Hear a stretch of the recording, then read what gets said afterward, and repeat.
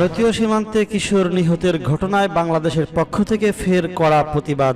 ঠাকুরগাঁও জেলার বালিয়াডাঙ্গি উপজেলায় জয়ন্ত জাম্বু নামে ১৬ বছর বয়সী এক বাংলাদেশি কিশোর ভারতীয় সীমান্তরক্ষী বাহিনীর গুলিতে নিহত হওয়ার ঘটনায় ভারত সরকারের কাছে গভীর উদ্বেগ ও প্রতিবাদ জানিয়েছে বাংলাদেশ। পররাষ্ট্র মন্ত্রণালয় মঙ্গলবার ১০ সেপ্টেম্বর এক সংবাদ বিজ্ঞপ্তিতে এই তথ্য জানিয়েছে। এতে বলা হয়, মঙ্গলবার ঢাকায় ভারতীয় হাই কমিশনে পাঠানো এক প্রতিবাদ নোটে বাংলাদেশ গভীর উদ্বেগ প্রকাশ করেছে। এতে উল্লেখ করা হয়েছে, ভারতীয় কর্তৃপক্ষের পক্ষ থেকে প্রাণঘাতী নয় এমন কৌশল অবলম্বন এবং হত্যা বন্ধের বারবার প্রতিশ্রুতি সত্ত্বেও এ ধরনের হত্যাকাণ্ড অব্যাহত রয়েছে।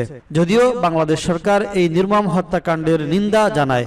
যে কোনো একটি দেশের নাগরিক বৈধ কাগজপত্র ছাড়া একে অপরের ভূখণ্ডে প্রবেশ করলে সংশ্লিষ্ট দেশের আইন অনুযায়ী ব্যবস্থা নেওয়া যেতে পারে।